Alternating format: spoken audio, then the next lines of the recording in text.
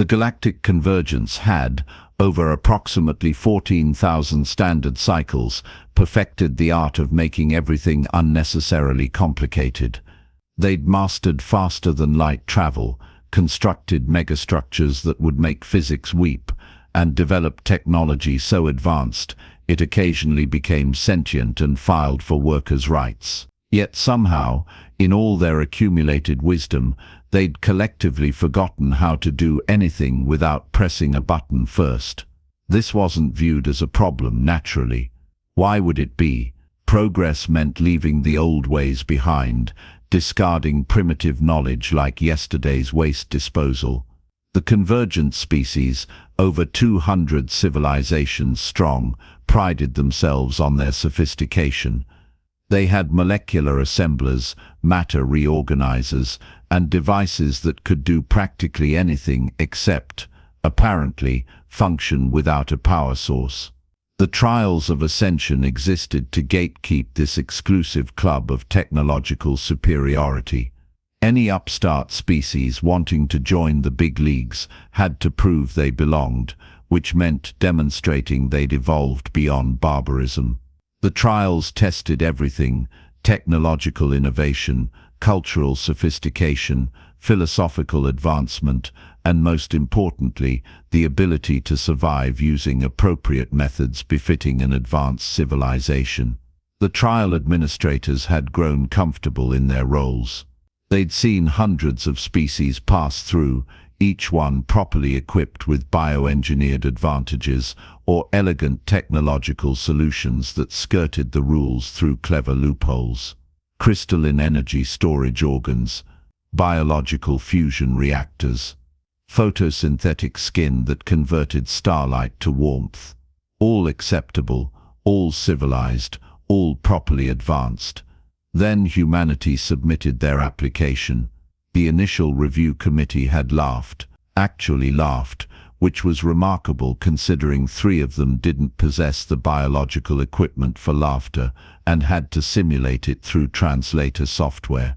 Humans, those bipedal mammals from that unremarkable yellow star, the ones who still ate solid food and slept for a third of their life cycle. The species that had only achieved FTL travel 2 generations ago and still couldn't agree on a unified planetary government. But rules were rules, and humanity had technically met the minimum requirements. Their application couldn't be rejected outright, though the review board had certainly tried to find a reason. So the humans were scheduled for the trials, assigned to the survival challenge, and essentially forgotten about, while the administrators planned more important things, like their end-of-cycle parties. Nobody expected them to pass. Nobody expected much of anything, really. Kutresh of the Vrillian Dominion had served as trial evaluator for 600 cycles. He'd seen everything, or so he believed. His species had evolved past the need for external heat sources millennia ago, developing an internal thermal regulation system so efficient they could survive naked in hard vacuum for limited periods. The concept of fire, actual combustion, was something their children learned about in ancient history modules, usually while giggling at the primitiveness of it all. The challenge arena occupied an entire moon, terraformed to brutal specifications: barren rock, thin atmosphere, temperature swings from scorching to freezing, and absolutely no natural resources beyond what the administrators provided. Contestants received standard ration packs, basic clothing, and access to raw materials scattered across the testing zone. The rules were simple: survive 10 cycles using only primitive methods appropriate for pre-space flight civilizations. No modern technology, no energy weapons, no molecular assemblers, and absolutely explicitly, specifically no energy-based tool systems of any kind. That last rule had been added 3 centuries ago, after a contestant smuggled in a miniaturized fusion torch disguised as a walking stick. The resulting scandal had led to 17 committee hearings and new regulations spanning 400 pages. Now the rules were airtight, or so everyone believed. Marcus Webb arrived at the challenge arena with a standard-issue duffel bag and an expression that Kutresh's translation software interpreted as resigned amusement. The human was average by his species standards, medium height, medium build, with brown hair already graying at the temples and skin weathered in a way that suggested significant time spent outdoors. He wore simple clothing and boots that looked disturbingly well used. "Welcome to the trials of ascension," Kutresh announced, his thermal vents flaring with official importance. "You will be competing against 4 other species for survival supremacy. The species demonstrating the greatest adaptability and appropriate technological application will be granted provisional convergence membership." Marcus nodded, glancing around the staging area where his competition was assembling. The Manthrex representative, Engineer Carl, was a crystalline being whose body could store solar energy for weeks. The Zephyrite, Navigator Ilsa, possessed hollow bones and could manipulate atmospheric pressure to generate warmth. The Thulgrim contestant was examining the ration packs with multiple eyes, while his armored carapace clicked with satisfaction. His species could enter hibernation and survive on minimal resources indefinitely. The 4th competitor, a Senthran named Counselor Vex, had redundant organ systems and could metabolize practically anything organic.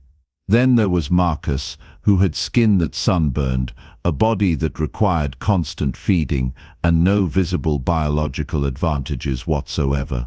The rules prohibit energy-based tools. Zin 4 droned, the AI observer's holographic form flickering with bureaucratic precision. This includes any device that generates, stores or manipulates energy for heat, light or other purposes. Violation results in immediate disqualification and potential sanctions against your species' application. "Understood," Marcus said, his tone casual in a way that made Kuthresh's thermal vents flutter with irritation. Didn't this human understand the gravity of the situation? "You may begin," Kuthresh announced, activating the transport platforms.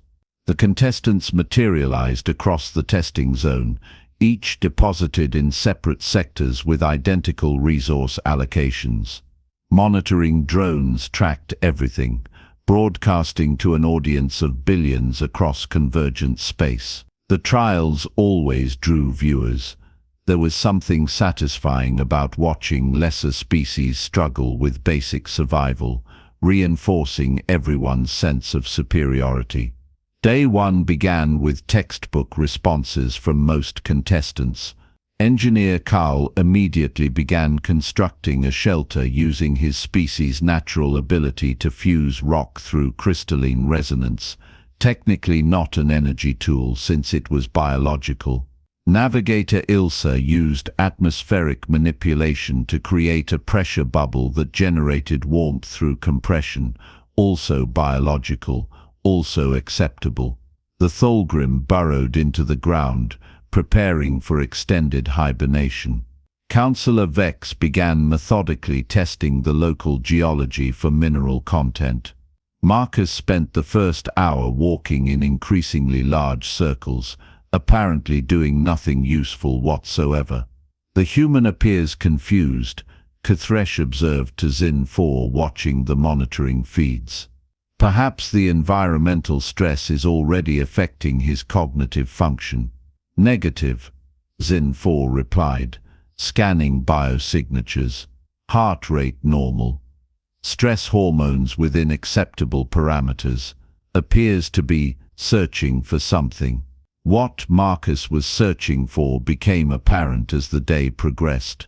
While other contestants focused on shelter, the human gathered materials with apparent purposelessness.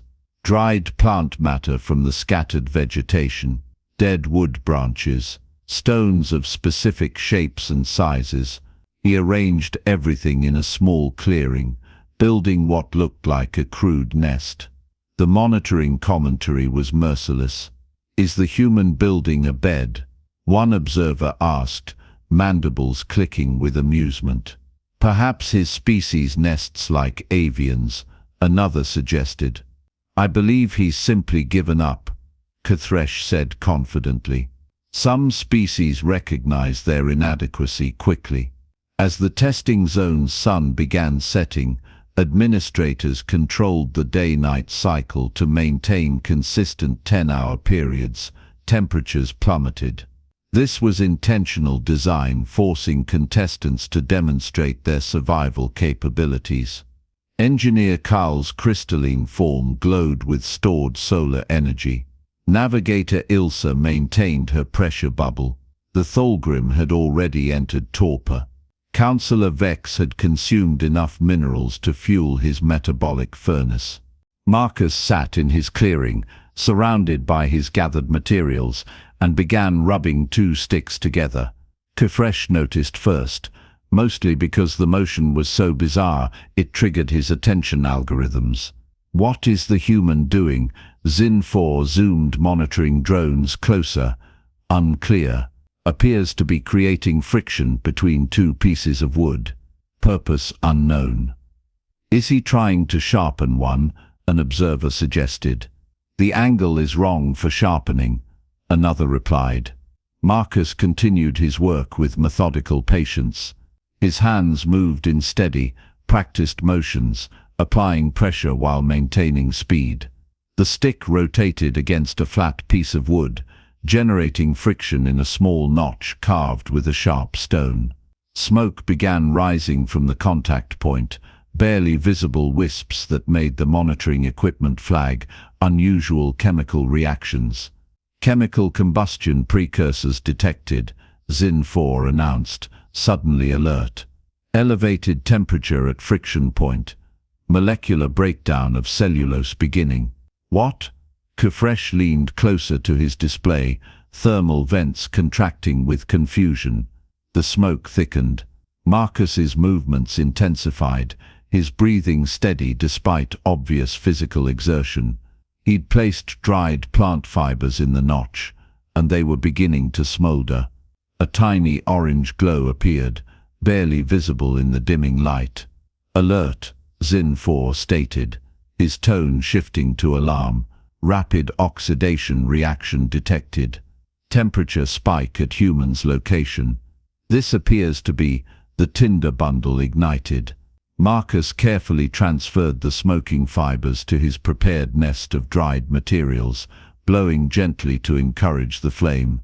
Fire bloomed in his hands, actual primitive chemical combustion fire. He fed it carefully, adding progressively larger pieces of wood, until a proper campfire crackled in the clearing, casting dancing shadows and producing glorious life-saving heat. The monitoring center fell absolutely silent. Did he just? Someone began. That's fire, Kthresh whispered, his thermal vents flaring wide with shock. Actual fire, combustion. He created combustion. From sticks, another observer added, sounding strangled. From rubbing sticks together, a third clarified, as if saying it more specifically would make it make sense. Marcus, apparently satisfied with his fire, pulled a ration pack from his supplies and began cooking it over the flames. The smell of heated food wafted through the monitoring drone's atmospheric sensors, triggering alerts about unexpected aromatic compounds. Engineer Carl's shelter construction paused. Navigator Ilsa's pressure bubble flickered. Even the hibernating Tholgrim's biosigns showed disturbed patterns. Counselor Vex stopped mid-bite of raw mineral, his multiple eyes swiveling toward the distant glow of Marcus's fire. Check the rules, Kthresh demanded, his voice climbing registers. Immediately. Is this legal? Zin 4's holographic form flickered rapidly, processing legal databases at maximum speed. Reviewing, energy-based tools are prohibited. Definition of tool: a device or implement used to carry out a particular function. The human did not use a device. He used friction and wood, and his hands, Friction generates energy. Friction is a natural force, not a tool. The prohibition specifically addresses tools that generate, store, or manipulate energy. The human generated heat through mechanical action, then initiated a chemical reaction. No prohibited tools were employed. He's using fire. Fire is energy. Fire is a chemical reaction. Rapid oxidation. The rules do not prohibit chemical reactions. Thresh's thermal vents were cycling so rapidly he was in danger of overheating. This is absurd. Fire is primitive. It's legal, Zin 4 concluded. Technically completely legal. Marcus finished cooking his ration pack, which had been designed to be consumed cold and now smelled infinitely more appealing heated, and ate dinner in comfortable warmth, while his competitors shivered, starved, or struggled with inadequate solutions to the cold night. The galaxy watched in stunned, creeping horror. Day 2 began with emergency committee meetings across 3 solar systems. The legal department worked overtime, analyzing whether combustion counted as a prohibited energy tool. Scholars dug through ancient databases, rediscovering information their species hadn't referenced in centuries. Arguments erupted about the definition of primitive technology versus prohibited technology. Meanwhile, Marcus improved his camp. He built a proper fire pit with stones, established a wood-gathering routine, and created increasingly sophisticated tools using his fire to harden wooden points and heat-treat stone edges. His fire never went out. He maintained it carefully, adding fuel and managing airflow with practiced ease. The other contestants noticed. Obviously, how could they not? Marcus's camp glowed every night like a beacon of comfort while they suffered in cold darkness. Engineer Carl attempted replication first. The crystalline being had spent the night analyzing Marcus's technique through monitoring feeds that were now being broadcast across the entire convergence with record viewership. Carl gathered wood, positioned sticks carefully, and began rubbing them together. 5 minutes later, Carl had friction burns on his crystalline matrices and smoking hands, but no fire. The wood had barely warmed. Navigator Ilsa tried next, using her atmospheric manipulation to accelerate the friction process. She achieved excellent speed and impressive smoke generation, right up until the superheated wood fragments exploded, scattering burning debris across her shelter and forcing her to extinguish everything with pressurized air bursts. The Thogrim briefly emerged from hibernation, examined the fire situation, decided it was too complicated, and returned to torpor. Councillor Vex managed to create smoke and even a brief ember, but couldn't sustain combustion. His frustration grew as he watched Marcus cook breakfast, heated rations again, smelling absolutely divine, while Vex chewed raw minerals that suddenly seemed far less satisfying. By day 3, pride had crumbled. Councillor Vex approached Marcus's camp after dark, drawn by the firelight like a moth to a well to fire. "Human," Vex said, his translator conveying embarrassment poorly. "Your heat source. It is impressive." Marcus looked up from the fish he was roasting. He'd fashioned a spear and caught it from a nearby stream that morning. "Thanks. Want some?" "There's plenty." Vex's multiple eyes blinked in sequence. "You would share?" "Sure. Cold out here. Fire's big enough for both of us." That night, 2 species sat together around humanity's oldest technology, sharing warmth and cooked food while monitoring drones captured every moment for a transfixed galactic audience. Navigator Ilsa arrived on day 4, her atmospheric manipulation abilities suddenly seeming inadequate compared to the steady, reliable warmth of Marcus's fire. She sat carefully on the opposite side of the flames, her hollow bones soaking up heat with audible relief. "I don't understand," she admitted, watching Marcus add wood with practiced timing. "My species abandoned combustion 8,000 cycles ago. We evolved past it. How is something so primitive proving so effective?" Marcus shrugged, turning the fish he was cooking. "Maybe that's the problem. You evolved past it, but that doesn't mean it stopped being useful. My people kept fire around even after we had electricity and climate control. Camping, cooking, emergency preparedness. Sometimes the old ways work because they're simple and reliable." "But it's so inefficient," Ilsa protested. "The energy conversion rate is terrible. The pollution from one campfire." Marcus smiled. "Not exactly a climate crisis, and efficiency doesn't matter much when the alternative is freezing.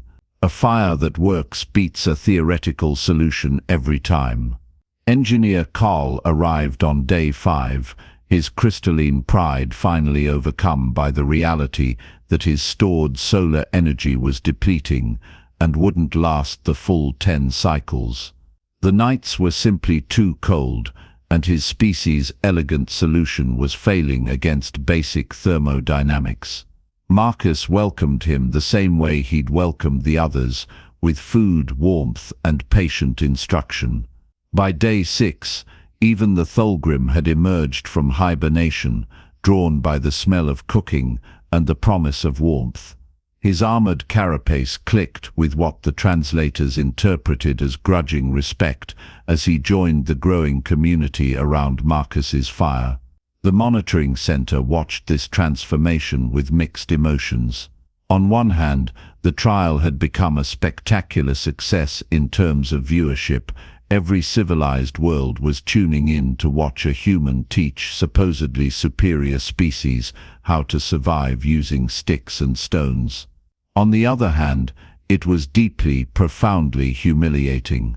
"We need to discuss the broader implications," Kuthresh said during an emergency administrative meeting on day 7.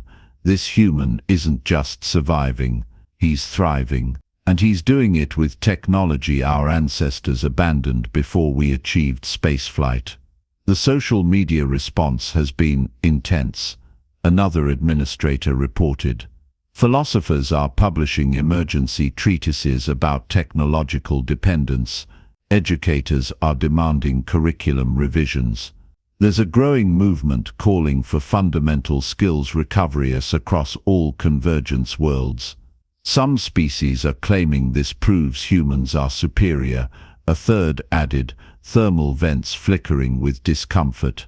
"They're not superior," Zin 4 interjected, his logic processors cutting through the emotion. "They're simply less specialized. They retain generalist knowledge while we optimized ourselves into narrow functionality. It's not superiority, it's diversity of capability." Kuthresh absorbed this, watching the monitoring feeds where Marcus was now teaching the group how to preserve meat using smoke. "So what you're saying is that we've become so advanced, we've circled back to incompetent in basic situations." "Correct," Zin 4 confirmed.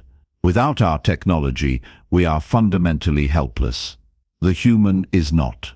That's not a moral judgment, it's an operational assessment."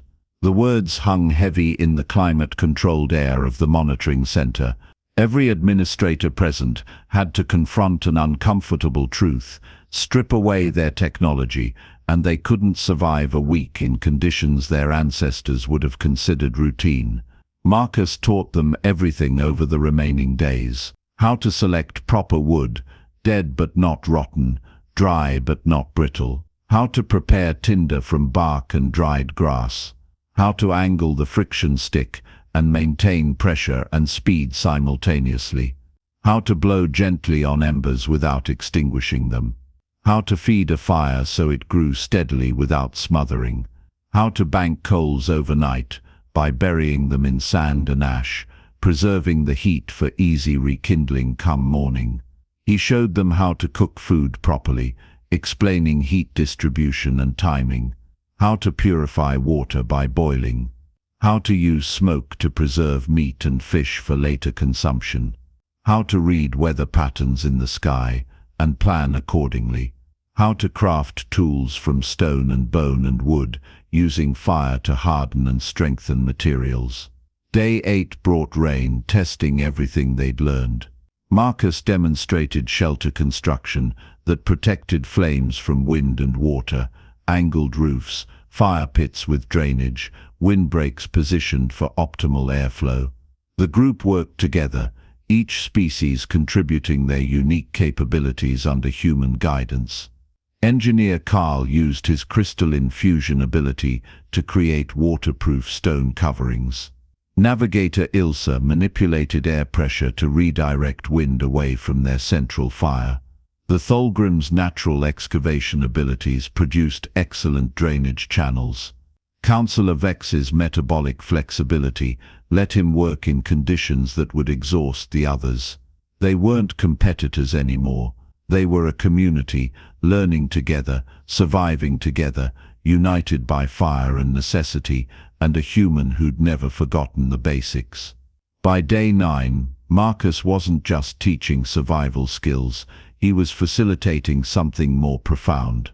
The contestants sat around the fire that evening, sharing stories from their homeworlds, discussing their civilization's histories, finding common ground in their differences.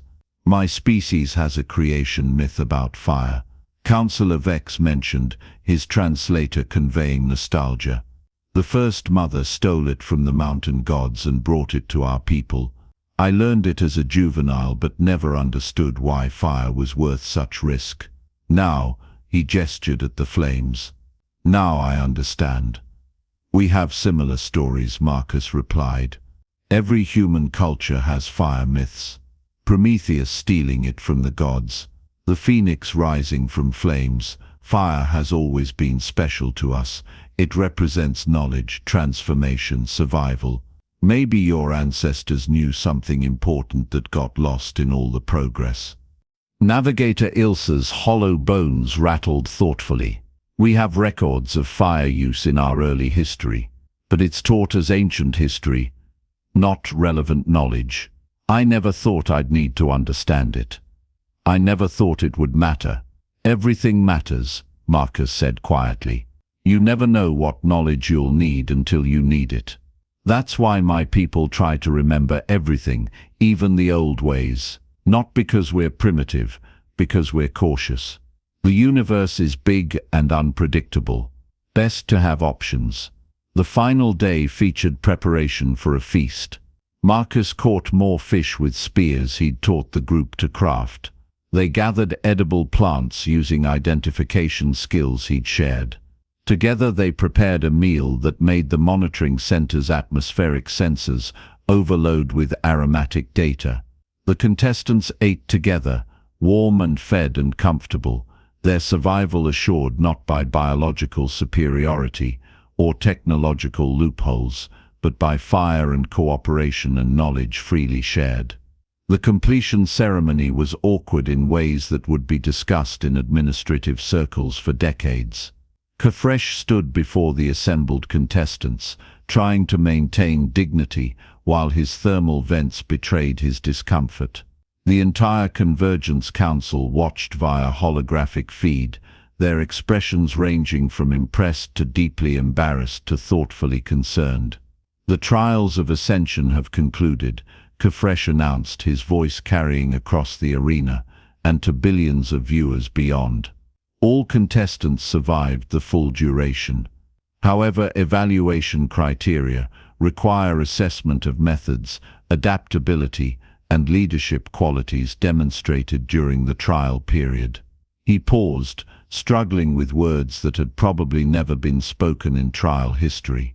The human Marcus Webb demonstrated superior survival capability through fire creation, a technique that, while primitive by our standards, proved devastatingly effective in this context, and according to extensive legal analysis, completely permissible under current regulations. Furthermore, Subject Webb displayed exceptional teaching ability, cooperation skills, and leadership qualities that align with convergence values. Xin 4's hologram materialized beside him, precise and logical as always. Analysis of the trial reveals significant findings regarding technological dependence and knowledge retention. Subject Webb's success derived not from superior biology or technology, but from retained fundamental knowledge. This suggests systemic gaps in convergence educational approaches and survival preparedness across member species. The Council representative's hologram flickered forward, an ancient Quellan whose species had founded the convergence 8,000 cycles ago. Her voice carried the weight of genuine respect and uncomfortable self-awareness. "We have reviewed this trial extensively, with particular attention to its implications for our civilization," she said, her tone measured. "Humanity is granted provisional convergence membership with a special designation. Your species will serve as survival consultants and fundamental skills instructors, tasked with recovering and teaching basic knowledge that our technological advancement has caused us to lose or devalue." She paused, and if a hologram could look chagrined, hers managed it. "It appears we have become so sophisticated that we've forgotten how to function without our systems. This represents a dangerous vulnerability. If our technology failed through disaster, conflict, or system collapse, most convergence citizens would be helpless in conditions our ancestors navigated routinely. This is unacceptable." Marcus accepted this pronouncement with a slight smile that translators across the galaxy interpreted with varying degrees of accuracy as polite satisfaction with deeply ironic undertones. Additionally, the Quellan continued, "Mandatory basic survival training will be implemented across all convergence worlds. Every citizen will learn fundamental skills including fire creation, shelter construction, water purification, and food procurement. We cannot call ourselves advanced if we've optimized ourselves into incompetence." The announcement sent immediate shockwaves through civilized space. Social media platforms crashed from discussion volume. Educational institutions scrambled to develop new curricula. Political bodies debated implementation timelines. And somewhere on thousands of worlds, people who'd never questioned their technological dependence began wondering if they could actually survive without it. Within weeks, human instructors were being deployed throughout convergence territory. Survival schools appeared in major population centers, teaching skills that hadn't been formally practiced in centuries. Primitive techniques became the most popular course offering across higher education. Elite social circles began competing over who could start fires fastest, wearing their friction-coil-used hands like status symbols of humble capability. Kthresh found himself enrolled in Basic Competence 101, sitting in a classroom with other trial administrators, learning to rub sticks together under Marcus's patient instruction. The irony wasn't lost on anyone, the evaluator being evaluated, the teacher becoming student, all because fire had revealed an emperor's nakedness that technology had hidden. "Apply steady pressure," Marcus was saying, demonstrating the motion for the 15th time that session. "It's all about consistency and technique, not strength. The wood does the work if you let it. Anyone can do this with practice. It just takes patience and attention." Kuthrish's sticks produced smoke, actual, genuine, hard-earned smoke, and his thermal vents flared with pride that surprised him. Around the classroom, some of the galaxy's most advanced beings focused intently on mastering humanity's oldest technology, rediscovering humility, one friction blister at a time. The philosophical implications were being debated across academic institutions. Had progress been real if it made species less capable, Was technological advancement true evolution if it reduced adaptability? Could a civilization call itself superior while being unable to perform basic survival functions? These weren't comfortable questions, but they were necessary ones. 6 months after the trial, Convergent's educational protocols had undergone revolutionary revision. Every citizen now learned basic survival skills alongside advanced studies: fire-making, shelter construction, water purification, food preparation, tool crafting. All the knowledge that had been discarded as obsolete was now recognized as fundamental, not because it was likely to be needed in normal circumstances, but because dependence on a single approach was inherently fragile. Humanity's reputation shifted dramatically. They weren't the primitive newcomers anymore, struggling to keep pace with ancient civilizations.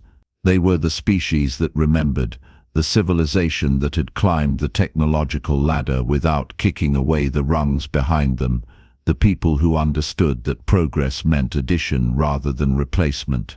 Marcus Webb, now Director of Fundamental Skills Recovery for the entire Convergence, sat in his office on Convergence Prime reviewing requests from 23 different species for advanced survival training programs.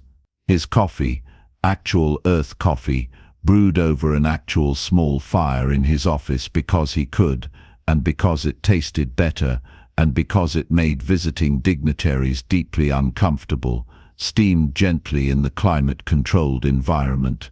His assistant, a young Vrillian named Tushu, who happened to be Kuthrasha's nephew, knocked before entering. The kid had taken to survival training with enthusiasm that his family found both admirable and slightly embarrassing. Director Webb, the Zephyrite Educational Council is requesting a consultation about incorporating atmospheric fire starting into their curriculum. They want to know if using their natural abilities counts as cheating. Marcus smiled. Tell them if they can do it without modern tools, it's fine. The point isn't to make everyone do things exactly like humans, it's to make sure everyone can do things without depending on technology. Understood, sir. Tush paused. Permission to speak freely. Always. My uncle says your trial changed his entire worldview. He was so confident before, so certain that our advancement made us superior. Now he teaches fire-starting classes to younglings and talks about how knowledge should never be discarded just because it seems outdated.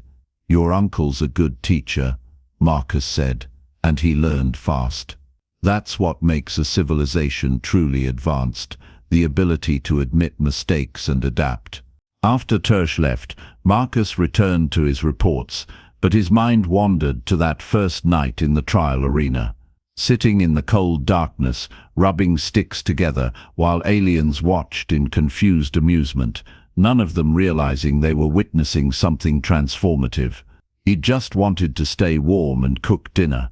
He hadn't intended to spark a civilizational reckoning, but then that was fire's nature, wasn't it? One small flame, carefully tended, could grow into something that changed everything. Outside his window, the galaxy's most sophisticated civilizations continued their business with renewed appreciation for fundamentals. Across thousands of worlds, people were learning to create fire, to craft tools, to survive without systems, not because they'd likely need these skills, but because knowing they could was itself powerful. The Convergence had spent 14,000 cycles perfecting complexity, building towers of technology that reached toward the stars. It took one human with 2 sticks to remind them that even the tallest tower needs a solid foundation, and that forgetting how to do something basic didn't make you advanced, it just made you fragile, dependent, vulnerable to any disruption that stripped away the comfortable layers of civilization. Marcus finished his coffee, smiled at the persistent irony of teaching the galaxy's elite to play with sticks and fire, and began drafting next semester's expanded curriculum. Introduction to knot tying was scheduled to begin in 2 weeks, and early enrollment had exceeded all projections. Fire had been just the beginning, the first spark of recognition that advancement without foundation was just elaborate helplessness.